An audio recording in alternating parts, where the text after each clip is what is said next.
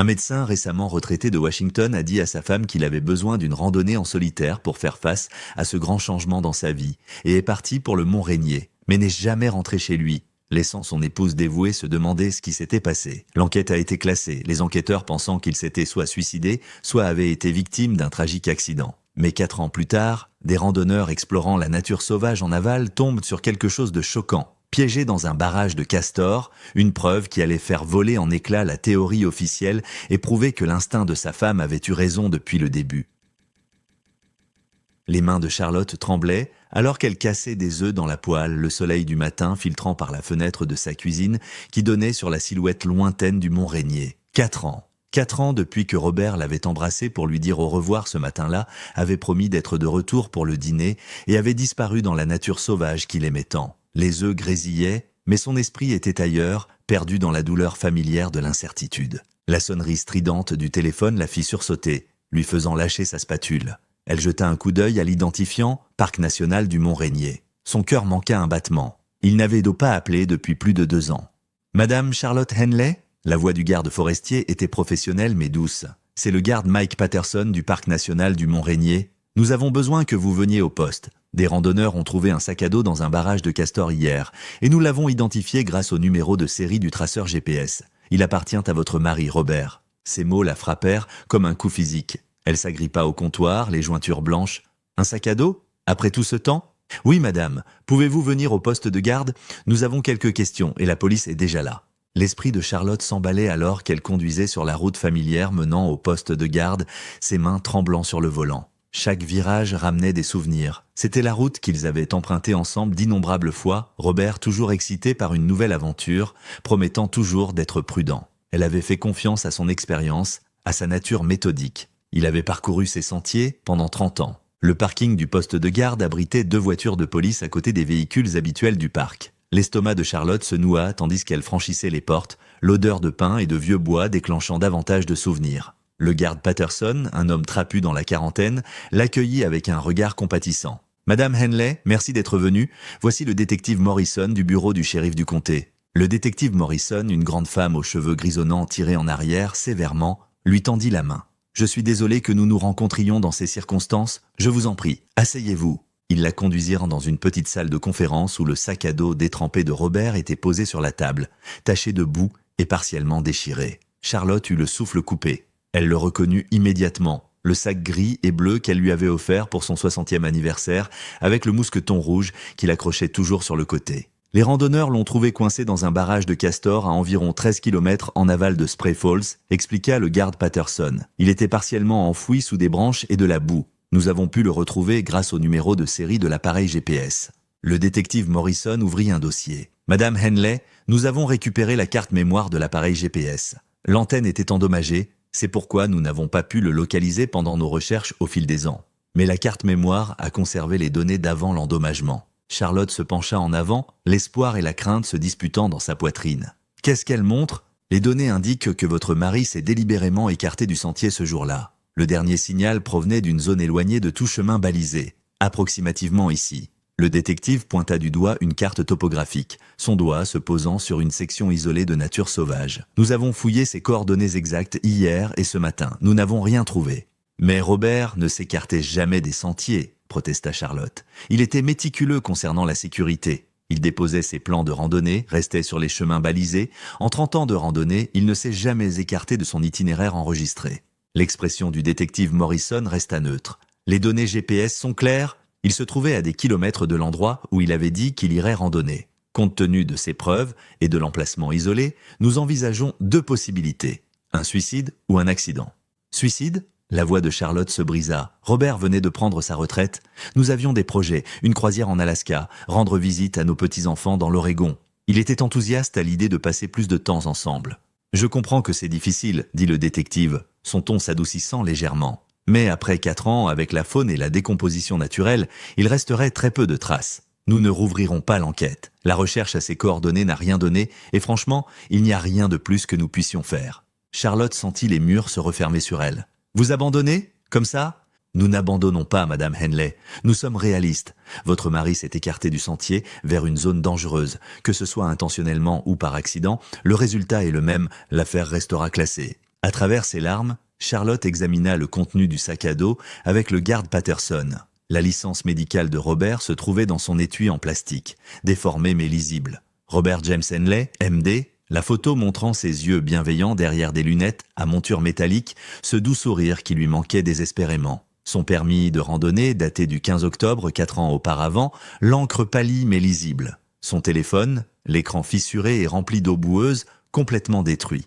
Ce qui est inhabituel, dit tranquillement le garde Patterson, jetant un coup d'œil au détective qui était sorti prendre un appel, c'est l'endroit où nous avons trouvé ceci. Le barrage de Castor est à des kilomètres de tout sentier balisé. Pour que le sac se retrouve là-bas, votre mari aurait dû être quelque part complètement hors de son itinéraire enregistré. Les schémas d'écoulement de l'eau suggèrent qu'il a parcouru une distance importante. Charlotte fixa les objets ruinés, son esprit refusant d'accepter ce qu'ils impliquaient. Robert s'en tenait toujours au chemin prévu. Il vérifiait les bulletins météo 3 fois avant de partir. Il emportait des piles de rechange, des fournitures d'urgence. Il était méthodique concernant la sécurité, c'est ce qui faisait de lui un si bon médecin. Cela n'a aucun sens.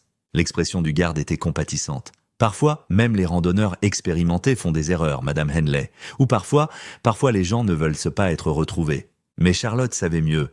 Robert ne l'aurait jamais laissé seul comme ça. Pas après 40 ans de mariage. Pas après avoir promis qu'ils passeraient chaque jour de leur retraite ensemble. Il avait compté les jours, les barrant sur le calendrier, dans son bureau avec un marqueur rouge, excité comme un enfant avant Noël. En quittant le poste, serrant un sac contenant des photocopies des permis et un reçu pour le sac à dos, ils le gardèrent comme preuve, bien que preuve de quoi, elle ne pouvait pas le dire, Charlotte se sentit plus perdue qu'elle ne l'avait été depuis 4 ans. Le verdict officiel était clair, Robert s'était écarté du sentier et avait rencontré soit un accident, soit une intention. Affaire classée. Mais rien de tout cela ne ressemblait à une conclusion. Charlotte resta assise dans sa voiture devant le poste de police pendant plusieurs minutes, agrippant le volant jusqu'à ce que ses articulations lui fassent mal. La matinée était passée d'un petit déjeuner ordinaire à une découverte bouleversante. Et elle avait besoin de parler à quelqu'un qui connaissait Robert, qui comprenait quel genre d'homme il était. Ses anciens collègues méritaient de savoir à propos du sac à dos. Le trajet jusqu'à Cascade Medical Associates la fit passer par le centre-ville, devant le café où Robert s'arrêtait chaque matin pour son café noir et son muffin aux myrtilles. Devant le parc où ils avaient célébré sa fête de départ à la retraite, ses collègues le surprenant avec un gâteau en forme du Mont Rainier. Les souvenirs étaient là partout, inévitables, le cabinet avait l'air différent maintenant. Le familier auvent bleu avait été remplacé par un gris moderne, l'enseigne mise à jour avec des lettres élégantes.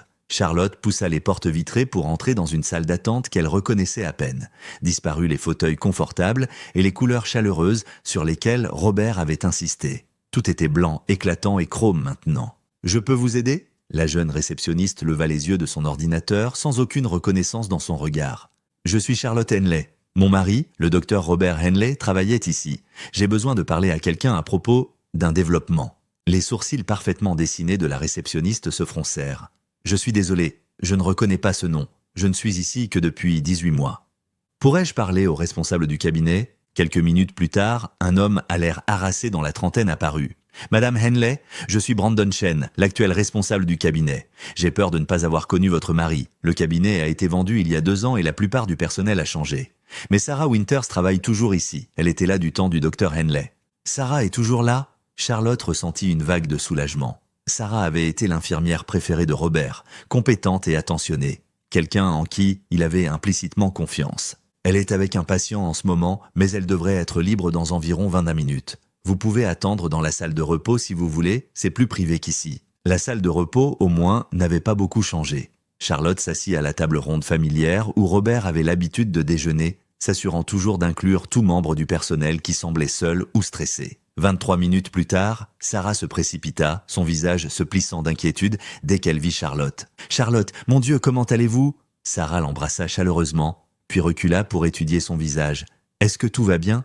Vous avez l'air bouleversé. » Les mots de Charlotte se bousculèrent, le sac à dos, les données GPS, les conclusions de la police. Sarah écouta attentivement, son expression devenant de plus en plus troublée à chaque détail. « Ils l'ont trouvé dans un barrage de Castor, après tout ce temps ?» Sarah s'affaissa dans le fauteuil en face de Charlotte. « Je n'arrive pas à y croire. Il nous manque encore tellement ici.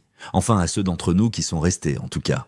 La police pense qu'il s'est délibérément écarté du sentier. Ils suggèrent un suicide ou qu'il se soit perdu. » La voix de Charlotte se brisa. Mais vous connaissiez Robert, il n'aurait jamais, jamais, affirma fermement Sarah. Charlotte, votre mari aimait son travail, aimait ses patients. Sa retraite nous a tous choqués parce qu'il semblait si passionné jusqu'à la fin. Les patients l'adoraient. Madame Yamamoto demande encore de ses nouvelles à chaque fois qu'elle vient. Charlotte se pencha en avant. Le GPS l'a montré à des kilomètres de tout sentier balisé. La police pense que cela prouve qu'il voulait disparaître. Mais Robert était si prudent concernant la sécurité en randonnée. L'expression de Sarah changea subtilement, quelque chose vacillant dans ses yeux. Elle jeta un coup d'œil vers la porte, puis revint à Charlotte. Vous savez, maintenant que vous le mentionnez, Robert semblait différent cette dernière semaine. Différent comment ? Anxieux, distrait. Il vérifiait constamment son téléphone, ce qui ne lui ressemblait pas du tout. Pendant les procédures, il était toujours complètement concentré. Il n'aurait jamais compromis les soins aux patients, mais entre les rendez-vous, il semblait inquiet. Charlotte sentit son pouce accélérer. A-t-il dit quelque chose ? Je lui ai demandé pendant la pause déjeuner ce mercredi-là. Je m'en souviens spécifiquement parce qu'il était assis exactement là où vous êtes maintenant et son sandwich était intact. Ce n'était pas comme Robert, il mangeait toujours de bon appétit. La voix de Sarah baissa. Je lui ai demandé s'il allait bien, si l'anxiété de la retraite le tracassait. Il m'a fait ce sourire forcé et a dit qu'il avait beaucoup à régler avant la retraite. Cela semble assez raisonnable. Ce n'était pas ce qu'il a dit, Charlotte, c'était comment il l'a dit. Ses mains tremblaient légèrement quand il a pris sa tasse de café. En 15 ans de travail à ses côtés, à travers des chirurgies d'urgence et des diagnostics difficiles, je n'avais jamais vu les mains de Robert trembler. La salle de repos semblait soudain plus petite, les lumières fluorescentes trop vives. Y avait-il autre chose d'inhabituel cette semaine-là ? Sarah se leva et ferma doucement la porte de la salle de repos, puis retourna à sa place. Sa voix baissa à peine au-dessus d'un murmure. C'est probablement rien, et je n'en ai jamais parlé à personne auparavant, mais le comportement du docteur Harrison cette semaine-là était étrange. Harrison ? Charlotte se représenta le patron de Robert, grand, distingué, avec des cheveux argentés et un sourire facile. Ils avaient dîné ensemble plusieurs fois au fil des ans, Harrison et sa femme Patricia les rejoignant pour des célébrations et des fêtes. Il ne laissait personne aider pour les transitions des patients de Robert. Habituellement, quand un médecin part, toute l'équipe participe au transfert des dossiers, à la mise à jour des registres, à la réaffectation des patients. C'est une tâche énorme. Mais Harrison a insisté pour tout gérer lui-même. Peut-être voulait-il personnellement assurer la continuité des soins ? Sarah secoua la tête. C'est ce que j'ai pensé au début. Mais Charlotte, il était ici jusqu'à minuit, plusieurs nuits, cette semaine-là. Je le sais parce que j'ai oublié mes clés de voiture un soir et je suis revenu vers 11 heures. La lumière de son bureau était encore allumée et je pouvais voir des boîtes et des boîtes de dossiers. Ce qui est étrange, c'est qu'il les a tous emportés chez lui, au lieu de les ranger dans notre salle d'archives. Charlotte sentit un frisson lui parcourir l'échine. Robert n'a jamais mentionné que Harrison agissait bizarrement. C'est ça le truc. Harrison était parfaitement normal pendant la journée, joyeux, soutenant, organisant cette belle fête de départ à la retraite pour Robert. Mais après les heures de travail, Sarah s'interrompit, secouant la tête. Je lis probablement trop dans tout ça. Le chagrin nous fait chercher des explications là où il n'y en a pas. Vous avez dit que Harrison a emporté les dossiers chez lui. Ont-ils jamais été retournés ?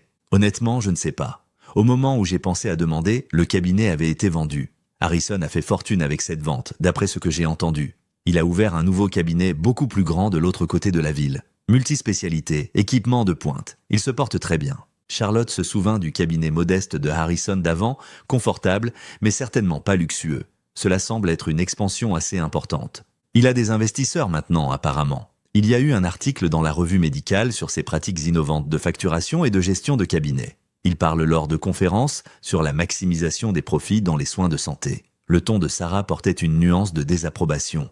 Très différent du Harrison qui disait que les soins aux patients passaient avant tout. La porte de la salle de repos s'ouvrit et Brandon passa la tête. « Sarah, votre rendez-vous de 2 heures est arrivé. » Sarah serra les mains de Charlotte. « Je suis tellement désolée pour le sac à dos. Si vous avez besoin de quoi que ce soit, n'importe quoi, appelez-moi. » Elle s'arrêta à la porte. « Charlotte, je sais que la police a ses théories, mais je connaissais Robert. Quoi qu'il se soit passé sur cette montagne, ce n'était pas parce qu'il voulait vous quitter. Il parlait constamment de vos projets de retraite, la croisière en Alaska, apprendre à votre petit-fils à pêcher. Il comptait les jours. » Après le départ de Sarah, Charlotte resta seule dans la salle de repos pendant quelques minutes de plus, digérant ce qu'elle avait appris. Robert anxieux et distrait, Harrison travaillant tard, emportant des dossiers chez lui, la vente réussie du cabinet et l'expansion. Rien de tout cela ne signifiait nécessairement quelque chose, mais combiné avec les données GPS montrant Robert loin du sentier, elle pensa à tous ces dîners avec Harrison et Patricia, les rires faciles, les anecdotes de l'école de médecine.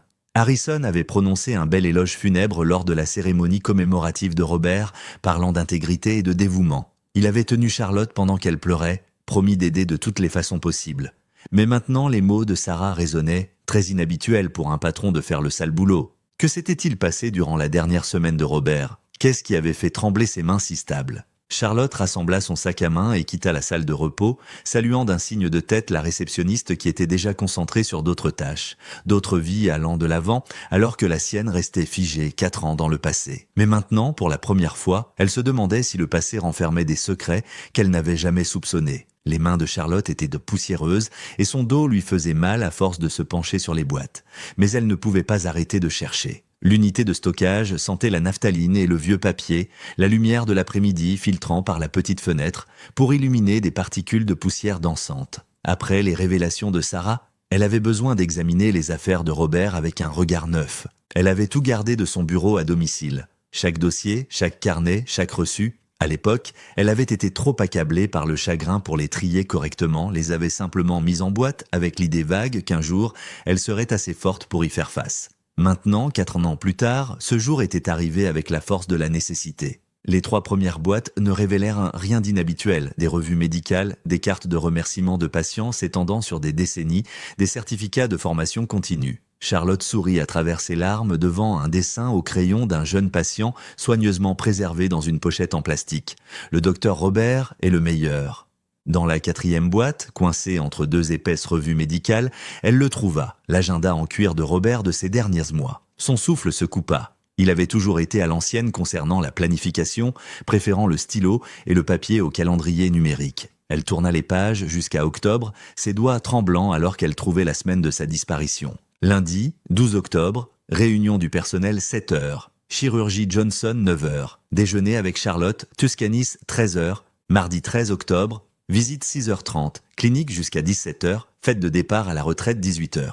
Mercredi 14 octobre, Patterson & Associates 14h, soirée, revoir dossier. Jeudi 15 octobre, rendez-vous avec Harrison, parking du Sentier 7h. Charlotte fixe à l'entrée, son esprit tournoyant. 15 octobre, le jour où Robert avait disparu. Il lui avait dit qu'il faisait une randonnée en solitaire, qu'il avait besoin de temps pour clarifier ses idées sur la retraite, pour gérer ce grand changement de vie. Elle se souvenait de ses mots exacts au petit déjeuner. « J'ai juste besoin d'une journée avec la montagne, Charlotte. Tu sais, comme ça me recentre. » Mais ici, de son écriture soignée, se trouvait la preuve d'un rendez-vous prévu avec Harrison, au parking du Sentier, à 7 heures du matin, exactement quand Robert avait quitté la maison ce matin-là. Pourquoi lui avait-il menti? Elle revint à l'entrée du mercredi. Patterson & Associates. Le nom semblait vaguement familier, mais elle ne pouvait pas le situer. Fouillant plus profondément dans la boîte, elle trouva un dossier Manila étiqueté « Reçu d'octobre » de la main précise de Robert. À l'intérieur, attaché avec un trombone, se trouvaient 3 reçus de Patterson et associés. L'en-tête clarifiait ce que sa mémoire ne pouvait pas. Spécialiste du droit du travail, protéger les droits des travailleurs depuis 1987. Droit du travail, Robert n'avait jamais mentionné de problème professionnel nécessitant une consultation juridique. Les reçus montraient des consultations les 7 et 10 octobre, avec un 3e rendez-vous prévu pour le 16 octobre, le jour après sa disparition. Charlotte sortit son téléphone reconnaissante que l'unité de stockage est un service cellulaire décent. Le cabinet juridique répondit à la 2e sonnerie. Patterson et associés, comment puis-je diriger votre appel? C'est Charlotte Henley. Mon mari, Robert Henley, était un client il y a 4 ans. J'appelle au sujet de quelques reçus que j'ai trouvés. Un moment, s'il vous plaît. La musique d'attente était génériquement apaisant. Puis, Madame Henley, je vous transfère à Miranda Dalton. Elle s'occupe de notre conservation des dossiers. Une autre attente, puis une voix féminine professionnelle. Madame Henley, je vois ici que le docteur Robert Henley a eu des consultations avec Monsieur Patterson en octobre, il y a 4 ans. Comment puis-je vous aider? J'essaie de comprendre pourquoi mon mari avait besoin d'un avocat spécialisé en droit du travail. Il n'a jamais mentionné de problèmes au travail. Il y eut une pause. Je suis limité dans ce que je peux partager en raison du secret professionnel, même à titre posthume. Cependant, je peux vous dire que la demande initiale du docteur Henley concernait les protections des lanceurs d'alerte en matière d'emploi. La bouche de Charlotte devint sèche. Protection des lanceurs d'alerte? Oui. Il a spécifiquement demandé une protection contre les représailles et comment documenter correctement les preuves de problèmes sur le lieu de travail. Il avait rendez-vous pour un suivi le 16 octobre, mais n'est jamais venu. Monsieur Patterson a essayé d'appeler plusieurs fois, mais la voix de la secrétaire s'adoucit. Je me souviens quand nous avons appris sa disparition. Monsieur Patterson était très inquiet. Il a dit que le docteur Henley semblait très préoccupé lors de leur dernière conversation, demandant sans cesse si sa famille serait protégée s'il révélait des informations. Protégée de quoi? Je suis désolé, je ne peux pas partager plus de détails. Mais Madame Henley, votre mari était très prudent dans son approche. Quoi qu'il ait affronté, il voulait le traiter correctement par les voies légales. Charlotte la remercia et raccrocha son esprit tournoyant. Protection des lanceurs d'alerte, documentation des preuves, protection contre les représailles et un rendez-vous avec Harrison le matin de sa disparition.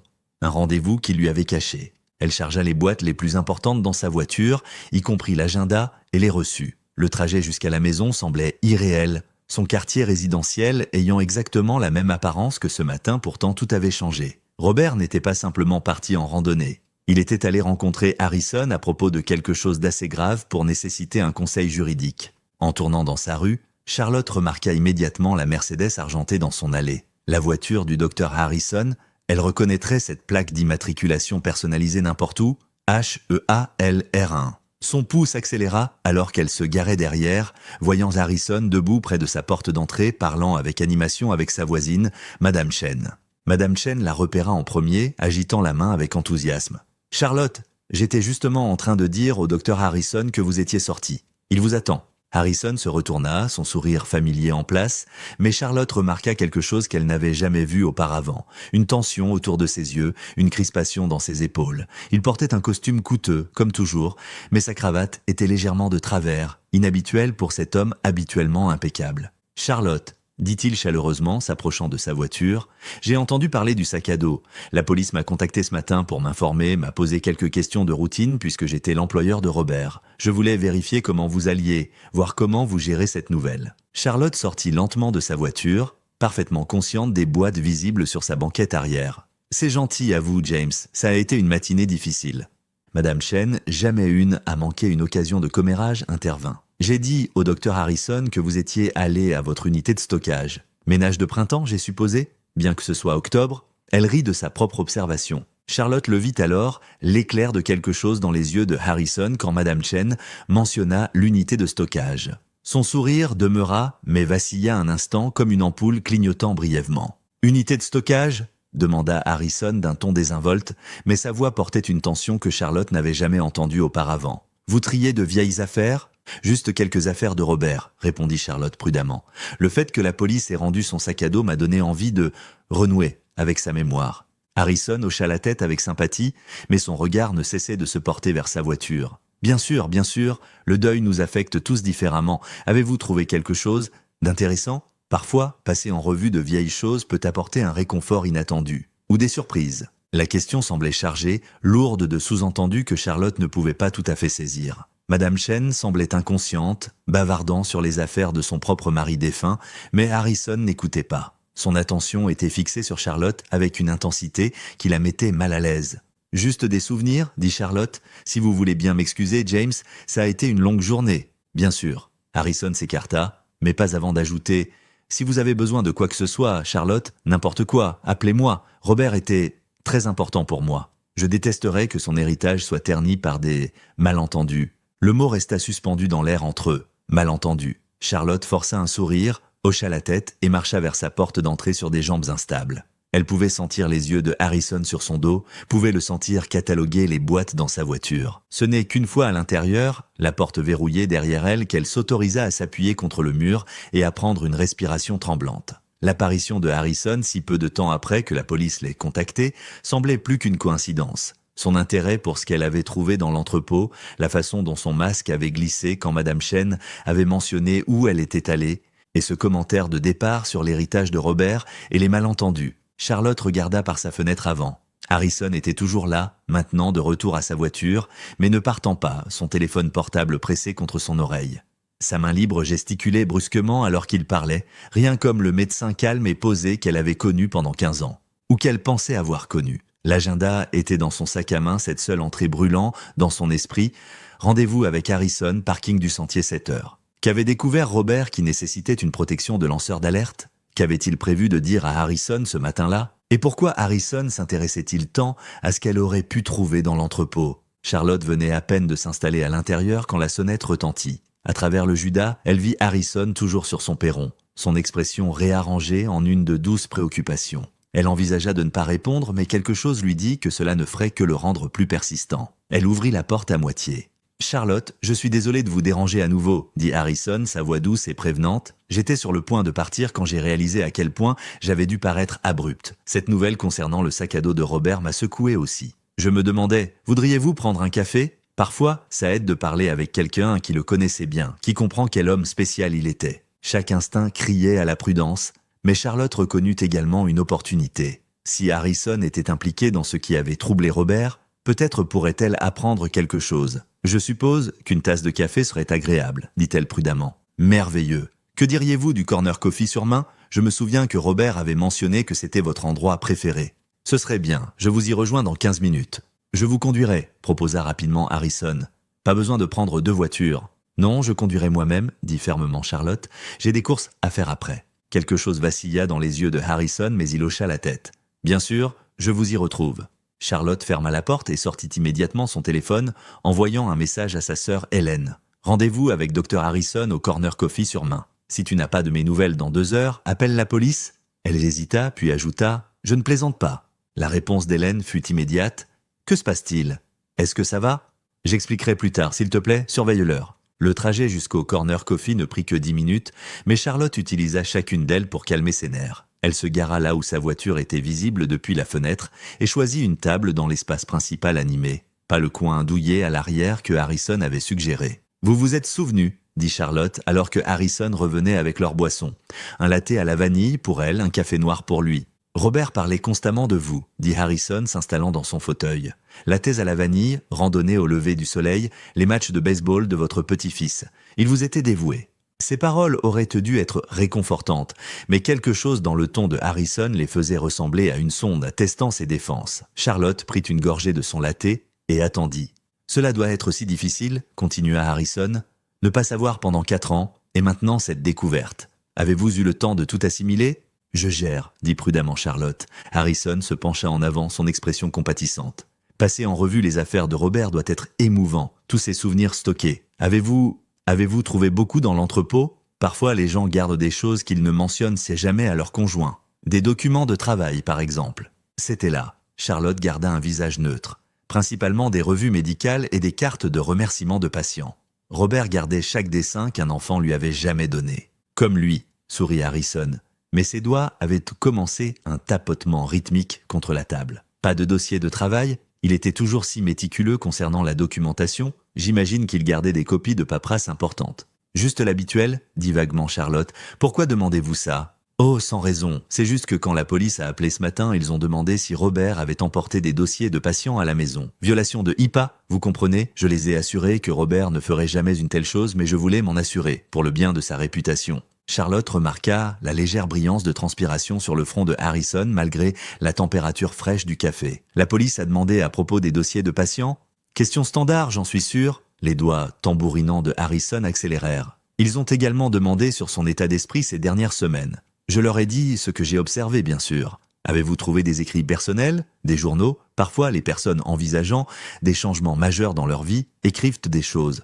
Robert n'était pas très porté sur la tenue de journal, dit Charlotte, regardant la mâchoire de Harrison se crisper presque imperceptiblement. Non ? Et des agendas ? Il portait toujours cet agenda en cuir. La tentative d'intérêt décontracté de Harrison échouait. Sa voix avait développé une tension. Charlotte prit une décision. En fait, j'ai trouvé son agenda. Les doigts de Harrison s'arrêtèrent de tambouriner. Oh, oui ? C'était intéressant, regarder sa dernière semaine. Tous ses rendez-vous finissant sa pratique. Elle fit une pause, observant attentivement le visage de Harrison. Il y avait une entrée le 15 octobre qui m'a dérouté. 15 octobre ?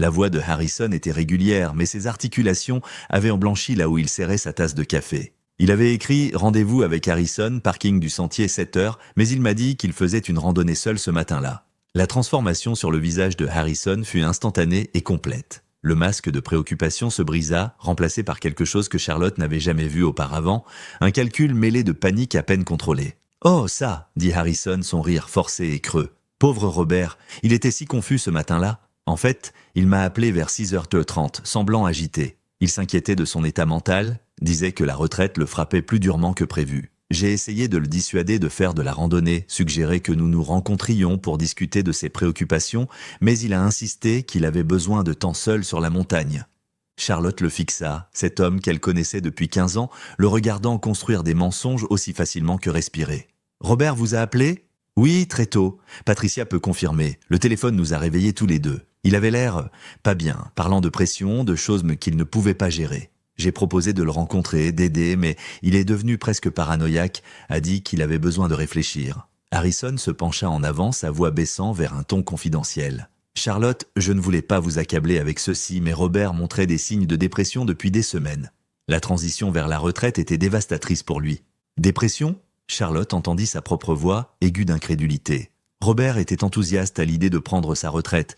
Il avait des projets, des voyages planifiés. Parfois, les gens cachent leurs vrais sentiments, même à ceux qui leur sont les plus proches. Interrompit Harrison avec assurance. En tant que médecin, il aurait su comment masquer les symptômes. Cette confusion concernant notre rendez-vous, l'écrire alors que ce n'était qu'un appel téléphonique, c'est typique de quelqu'un sous stress sévère. Mais Charlotte savait mieux. Elle avait vu cette entrée dans l'agenda. L'écriture de Robert était ferme, précise, exactement comme elle l'avait toujours été. Pas de confusion, pas de lettre tremblante d'un homme en détresse. Et Robert ne lui avait jamais menti, pas une seule fois en 40 ans. S'il avait parlé à Harrison ce matin-là, il l'aurait mentionné. « Je devrais y aller ?» dit Charlotte, se levant brusquement. Harrison se leva aussi, trop rapidement, sa tasse de café cliquetant contre la soucoupe. « Charlotte, attendez, si vous avez trouvé quoi que ce soit d'autre, des documents qui pourraient être mal interprétés, j'espère que vous me le ferez savoir. Pour le bien de Robert, sa réputation, la réputation de Robert n'a pas besoin d'être protégée, dit froidement Charlotte. Excusez-moi. » Elle sortit d'un pas ferme,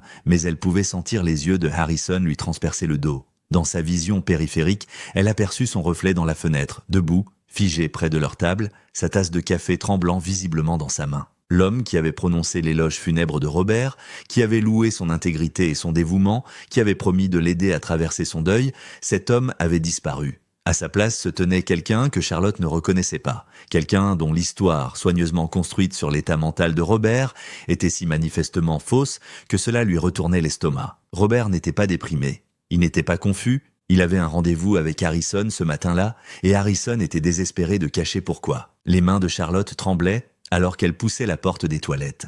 La normalité du café, le sifflement de la machine à expresso, le bavardage des clients, semblaient irréels face au battement de son cœur. Elle s'enferma dans la cabine la plus éloignée et sortit son téléphone, composant le 911 avec des doigts tremblants. « 911, quelle est votre urgence ?» Charlotte garda sa voix à un murmure. « Je suis au Corner Coffee sur Main Street.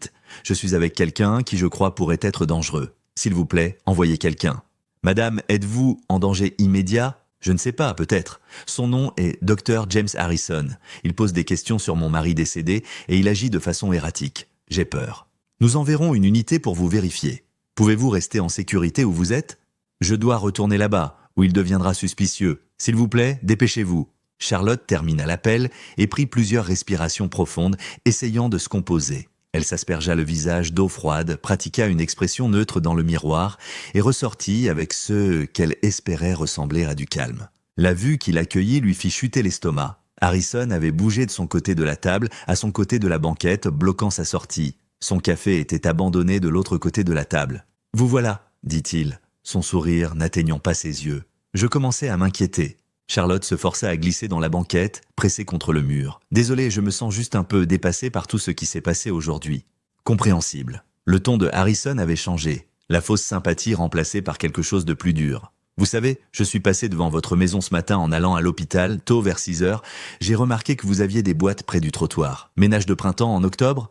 La bouche de Charlotte devint sèche. Il n'y avait pas eu de boîte près de son trottoir. « Ne me mentez pas, Charlotte. » Les mots sortirent sèchement, coupant l'ambiance du café. « Je vous ai vu charger des boîtes dans votre voiture à l'unité de stockage. Madame Chen était assez bavarde sur vos activités. »« Je devrais partir, » dit Charlotte, essayant de glisser devant lui. Harrison ne bougea pas. « Qu'avez-vous trouvé ?»« Rien, juste des souvenirs, comme je l'ai dit. » La voix de Charlotte sortit plus haute que prévu. Robert gardait des copies de tout, n'est-ce pas ? Toujours si minutieux, si vertueux. Les derniers mots sortirent comme un sifflement. Charlotte poussa plus fort contre lui. « Je dois partir, ma sœur m'attend. » Pendant un moment, Harrison ne bougea pas. Puis lentement, il se leva. « Bien sûr, laissez-moi vous raccompagner à votre voiture. » Ce n'était pas une demande. La main de Harrison était sur son coude, sa prise ferme, tandis qu'il la guidait vers la sortie. Charlotte scruta désespérément le café, espérant capter le regard de quelqu'un, mais tout le monde était absorbé dans leur propre conversation, leur propre vie. L'air d'octobre frappa son visage alors qu'il sortait, et avec lui vint un nouveau niveau de peur. Le parking était presque vide, sa voiture garée dans le coin éloigné où elle avait pensé qu'elle serait visible depuis la fenêtre. Maintenant, cette distance semblait être des kilomètres. « Où sont-ils » La voix de Harrison avait perdu toute prétention d'amitié. « Où sont quoi » Sa prise se resserra douloureusement. « Les documents, les dossiers, tout ce que Robert a gardé. Je sais qu'il a fait des copies. Je ne sais pas de quoi vous parlez. » Harrison la fit pivoter, la plaquant contre sa voiture. « Ne jouez pas l'idiote avec moi. Robert allait tout ruiner avec son attitude vertueuse. 40 ans à construire un cabinet, créer des emplois, aider les gens, et il voulait tout détruire à cause de quelques chiffres sur une feuille de calcul. James, vous me faites mal ? Où sont les dossiers ?» Il la secoua, son visage à quelques centimètres du sien. « Les avez-vous donnés à la police ? Au FBI ? Qui d'autre est au courant ?» Charlotte essaya de s'éloigner, mais Harrison était plus fort que ses cheveux argentés, ne le laissait s'y supposer. « Lâchez-moi. Des gens nous ont vus partir ensemble. S'il m'arrive quoi que ce soit... » C'est alors qu'elle vit l'arme. Harrison la sortit de l'intérieur de sa veste d'un mouvement fluide, la pressant contre ses côtes. Le métal était froid à travers son mince pull. « Montez dans ma voiture. James, s'il vous plaît. Montez dans la voiture. » Il la poussa vers sa Mercedes, l'arme cachée entre leurs corps, mais indéniablement présente. « Bougez !» Les jambes de Charlotte se dérobèrent sous elle. « Vous n'êtes pas obligé de faire ça. Quoi qu'il se soit passé avec Robert. Taisez-vous !» Harrison ouvrit la portière passagère, utilisant son corps pour dissimuler l'arme aux témoins potentiels. « Montez, ou je vous tire dessus ici même. » Charlotte regarda désespérément autour d'elle. Les fenêtres du café reflétaient le soleil de l'après-midi, impossible de voir à travers. Une femme passa sur le trottoir, absorbée par son téléphone. Personne ne venait l'aider. « S'il vous plaît, » murmura-t-elle alors que Harrison la poussait sur le siège. « J'ai des petits-enfants. Vous auriez dû y penser avant de commencer à fouiner. » Harrison claqua la porte et se déplaça rapidement vers le côté conducteur, l'arme maintenant pointée sur elle à travers la console centrale. « Les mains où je peux les voir. » Charlotte plaça ses mains tremblantes sur ses genoux, tandis que Harrison démarrait le moteur et sortait du parking. Il conduisait d'une main, l'arme stable dans l'autre. « Vous auriez dû rester en dehors de tout ça, dit-il, sa voix étrangement calme maintenant. Vous auriez dû simplement accepter que Robert s'était suicidé comme tout le monde l'a fait. 4 ans, Charlotte, 4 ans de paix, et vous avez dû tout gâcher. Vous l'avez tué. » Les mots sortirent en un murmure, mais Harrison les entendit. « Robert s'est tué lui-même au moment où il a décidé d'être un héros. Savez-vous combien de personnes dépendèrent de mon cabinet ? Pas seulement les employés, leurs familles, les fonds pour l'université de leurs enfants, leurs hypothèques. Un médecin moralisateur allait ruiner la vie de dizaines de personnes. » Charlotte commença à pleurer, les larmes coulant sur son visage tandis que Harrison conduisait plus vite, laissant le quartier commercial derrière eux. Les rues familières cédèrent la place au quartier résidentiel, puis aux routes rurales qui menaient vers le Mont-Rainier. « Il a trouvé des anomalies, n'est-ce pas ?» dit Charlotte à travers ses larmes. « Dans la facturation ?» Le rire de Harrison était amer. « Anomalie, un mot si clinique. Robert ne pouvait pas comprendre que parfois il faut jouer avec le système pour maintenir un cabinet à flot. Les compagnies d'assurance refusent des demandes légitimes pendant que leurs dirigeants s'enrichissent. Je ne faisais qu'équilibrer les chances. En commettant une fraude ?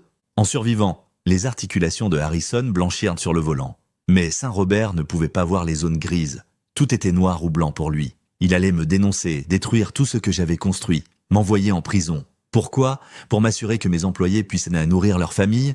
Les arbres devenaient plus denses alors qu'ils roulaient, le soleil de l'après-midi filtrant à travers la canopée. Charlotte reconnut la région. C'était la route vers le centre des visiteurs de Sunrise, le même itinéraire que Robert aurait pris ce matin d'octobre. « Où m'emmenez-vous ?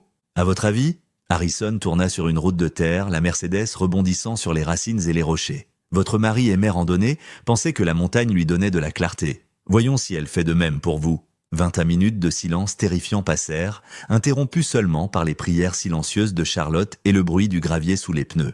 Finalement, Harrison s'arrêta dans une petite clairière et coupa le moteur. « Sortez !» Les jambes de Charlotte cédèrent presque lorsqu'elle se leva. La forêt était calme, même paisible, les oiseaux appelant au loin. Il semblait impossible qu'elle soit sur le point de mourir dans un endroit si beau. « Marchez !» Harrison fit un geste avec l'arme vers un sentier étroit menant dans les arbres. « Nous allons faire une petite randonnée, tout comme Robert l'a fait. »« Ils vous trouveront, » dit Charlotte, se surprenant elle-même par la fermeté de sa voix. « La police sait que j'étais avec vous. Ma sœur sait. Votre sœur sait que vous avez pris un café avec un vieil ami.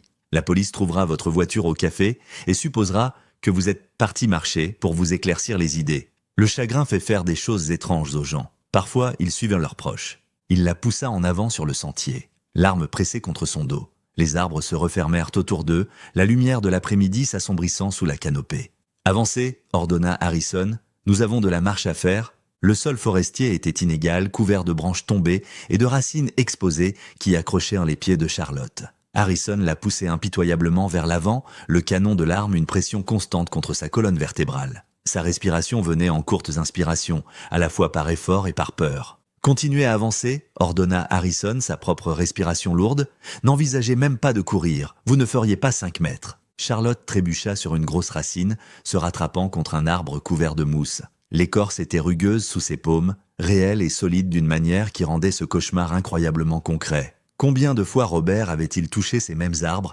parcouru ces mêmes sentiers? Ils avaient parcouru peut-être 50 mètres dans les bois quand la première sirène retentit au loin. Harrison se figea, sa tête tournant comme un cerf surpris. « Non !»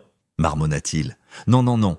D'autres sirènes rejoignirent la première, devenant plus fortes, plus proches. Charlotte sentit une vague d'espoir qui mourut rapidement quand la main de Harrison se referma sur son bras. « Vous les avez appelés ?» Sa voix était plate, incrédule. « Au café, vous avez appelé la police. » Les sirènes hurlaient, maintenant, plusieurs véhicules d'après le son. À travers les arbres, Charlotte pouvait voir des éclairs de lumière rouges et bleus. « Bon sang !» Harrison la tira brutalement contre lui, la faisant pivoter pour faire face à la direction d'où il venait. Son bras encercla son cou, l'arme pressée contre sa tempe. Ce n'était pas censé arriver? Les bruits de portières qui claquent résonnèrent dans la forêt. Des voix criant des ordres, le bruissement de mouvements dans les sous-bois. Ils encerclèrent la zone. « Docteur Harrison ?» Une voix familière retentit à travers un mégaphone, le détective Morrison de ce matin. « C'est la police. Nous avons encerclé la zone. Laissez partir Madame Henley et sortez les mains visibles. » Harrison recula contre un grand Douglas, utilisant son tronc comme couverture tout en gardant Charlotte fermement devant lui. Elle pouvait le sentir trembler contre son dos, son bras se resserrant autour de sa gorge. « Reculez !» cria-t-il. « Reculez tous ou je la tue. Je jure que je le ferai. »« Docteur Harrison, personne n'a besoin d'être blessé ici. » La voix amplifiée du détective Morrison portait clairement à travers les arbres. « Parlons-en, laissez partir Charlotte et nous pourrons trouver une solution. »« Il n'y a rien à arranger ?» La voix de Harrison se brisa. « Vous ne comprenez pas, Robert allait tout détruire, tout ce que j'ai construit. » Charlotte pouvait voir des officiers prenant position derrière les arbres, armes dégainées mais pointées vers le bas. Ils étaient d'eau prudents, professionnels. Un jeune officier en tenue tactique se déplaçait lentement plus près depuis la gauche, utilisant les sous-bois comme couverture. « Restez en arrière !» Harrison dirigea l'arme vers le mouvement, puis revint à la tête de Charlotte. « Je suis sérieux, tout le monde reste où il est. » L'impasse s'éternisa, les minutes semblant des heures. La sueur coulait du visage de Harrison sur le cou de Charlotte. Elle pouvait sentir tout son corps trembler maintenant, l'arme vacillant contre sa tempe. « Ce n'était pas censé arriver, » continuait-il à marmonner. « Robert aurait dû simplement prendre l'argent. Je lui ai offert de l'argent, le saviez-vous? Assez pour voyager, profiter de la retraite. Mais non, il devait être noble, devait être vertueux. » Docteur Harrison, une nouvelle voix appela, masculine, calme, professionnelle. « Je suis l'officier David Chen, un négociateur. Pouvons-nous parler? Aidez-moi à comprendre ce qui s'est passé. » « Ce qui s'est passé ?» Harrison rit amèrement. « Ce qui s'est passé, c'est qu'un médecin moralisateur a décidé qu'il était juge et jury. 15 ans d'amitié ne signifiaient rien pour lui. Rien ! » Charlotte sentit la prise de Harrison changer, son agitation croissante. L'arme passa de sa tempe à s'agiter vers la police, puis revint. Ses mouvements devenaient erratiques, imprévisibles. « Il avait des preuves !» continua Harrison, presque divagant maintenant. « Des copies de tout. Factures, dossiers, relevés bancaires, si soigneux, si méticuleux, comme toujours. Il a dit qu'il irait au FBI cet après-midi si je ne me rendais pas. » L'officier Chen fit un pas lent en avant, main visible et vide. « Parlons-en, docteur. Je suis sûr qu'il y a... » « Ne vous approchez pas davantage. » La voix de Harrison monta presque à un cri. La panique avait complètement pris le dessus maintenant. Charlotte pouvait sentir son cœur martelant contre son dos, sa respiration saccadée. Chen fit un autre petit pas. C'était trop. Harrison fit un son entre un sanglot et un grognement, levant l'arme et l'abattant violemment contre le côté de la tête de Charlotte.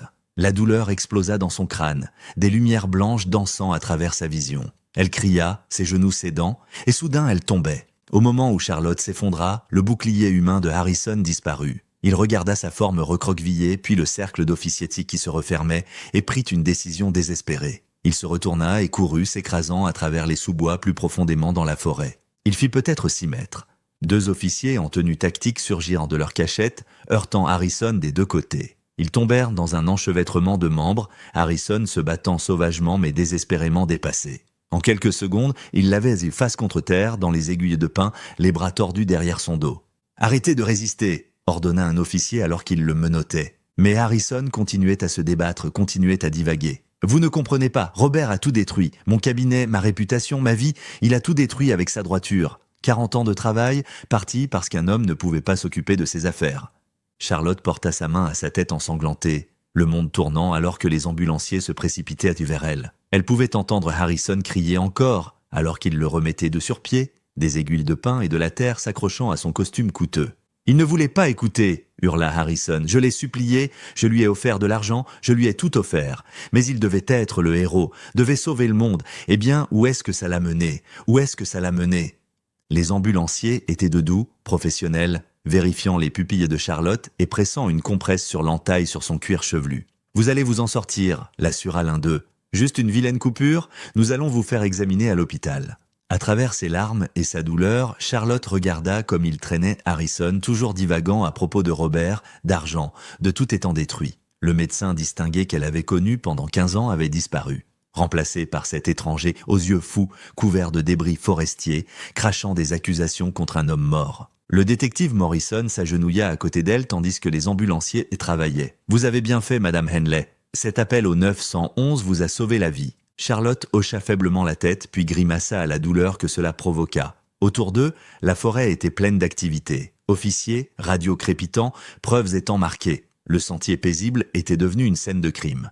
Mais Charlotte était vivante. Contrairement à Robert, elle sortirait de ses bois. Cette pensée apporta de nouvelles larmes, mais aussi ayant une sombre satisfaction. Harrison avait échoué. Quels que soient les secrets que Robert était mort en protégeant, les tentatives de Harrison pour les enterrer avaient échoué. La justice, retardée de 4 ans, arrivait enfin. Les lumières fluorescentes dans la salle d'interrogatoire du poste de police aggravaient le mal de tête de Charlotte, mais elle refusa d'aller à l'hôpital jusqu'à ce qu'elle ait fait sa déposition. Un pansement papillon maintenait fermée la coupure sur sa tête, les ambulanciers l'assurant qu'elle n'aurait pas besoin de point de suture. Le détective Morrison était assis en face d'elle, un enregistreur numérique entre eux, tandis qu'un jeune officier prenait des notes. « Prenez votre temps, Madame Henley, » dit doucement Morrison. « Commencez où vous vous sentez à l'aise. » Charlotte commença par la découverte matinale du sac à dos, passa par les révélations de Sarah au cabinet médical, les découvertes dans l'unité de stockage et finalement le comportement de plus en plus erratique de Harrison.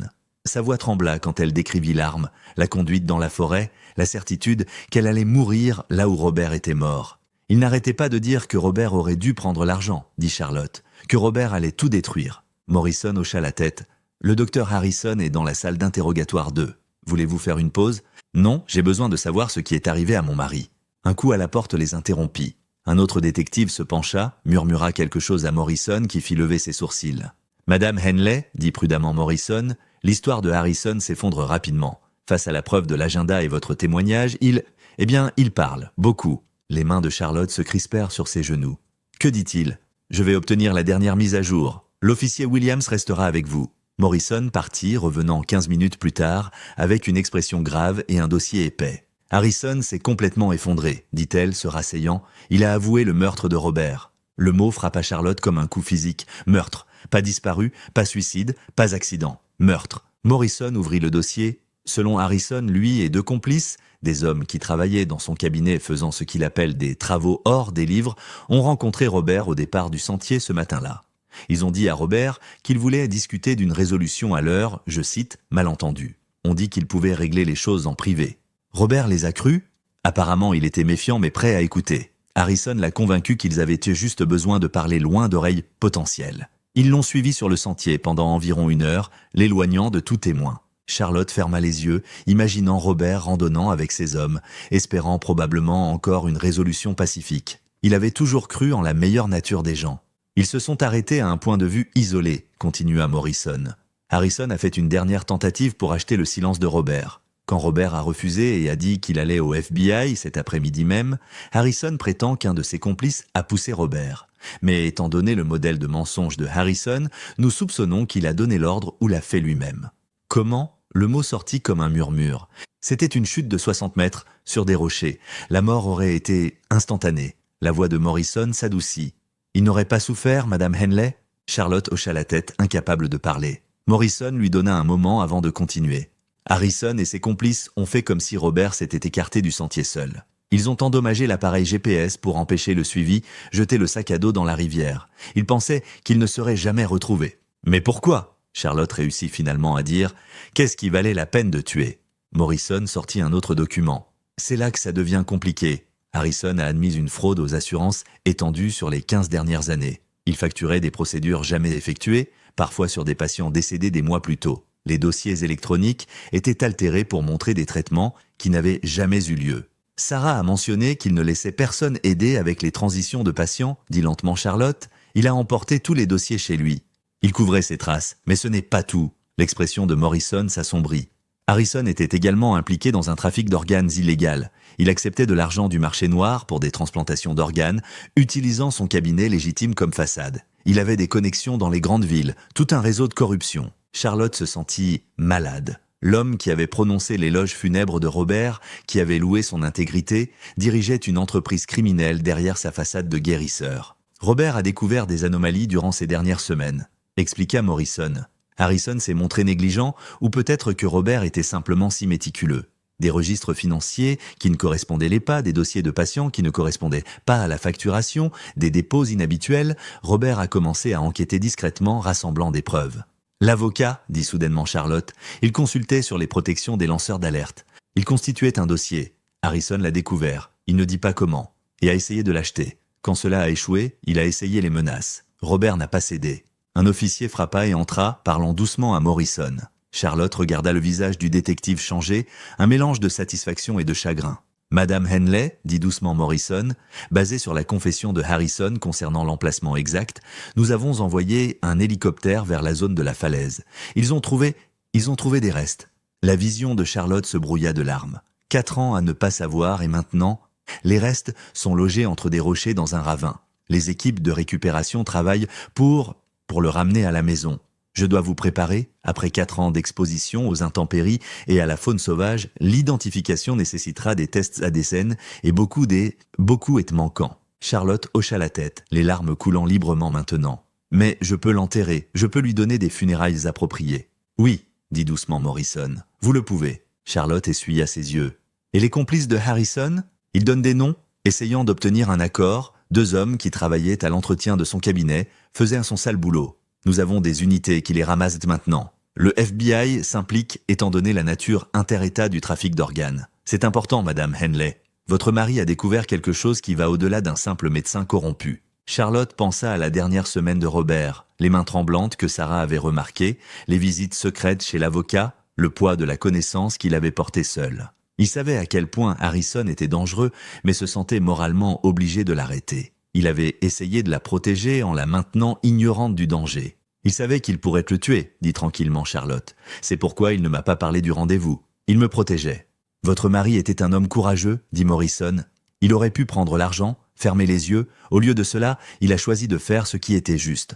Il l'a toujours fait, murmura Charlotte. C'est qui il était? Plus tard, alors que Charlotte signait sa déposition, elle pensa aux 2 hommes qu'elle avait perdus ce jour-là. Le mari qui était mort 4 ans auparavant en essayant d'arrêter un monstre et l'illusion de l'ami qu'elle pensait avoir connu. Harrison s'était assis à leur table à dîner, avait ri aux blagues de Robert, avait joué le rôle du médecin respecté tout en dirigeant un empire criminel qui détruisait des vies. Mais Robert avait vu à travers le masque, et même en sachant que le coup pourrait être sa vie, il s'était dressé contre la corruption. Il avait rassemblé des preuves, consulté des avocats, s'était préparé à faire tomber Harrison correctement, légalement. Il était mort sur la montagne qu'il aimait, poussé par des hommes en qui il avait confiance, mais il était mort avec son intégrité intacte. Charlotte quitta les postes de police alors que le soleil se couchait, peignant le mont Rainier de teintes roses et dorées. Quelque part sur cette montagne, des équipes de récupération ramenèrent Robert à la maison. L'incertitude était terminée. Les questions avaient trouvé leur réponse. Ses larmes coulèrent à nouveau, mais mêlées au chagrin était la fierté. Robert était mort en héros, même si personne d'autre qu'elle ne le saurait jamais. Il s'était sacrifié pour arrêter un mal qui avait festoyé derrière un masque de guérisseur. Elle conduisit lentement vers la maison, planifiant déjà les funérailles que Robert méritait. Un enterrement approprié, avec tous les honneurs, avec la vérité de son courage enfin connu. Harrison ferait face à la justice. Ses complices seraient attrapés. Le réseau serait démantelé. Et Robert reposerait enfin en paix, sa dernière bataille gagnée.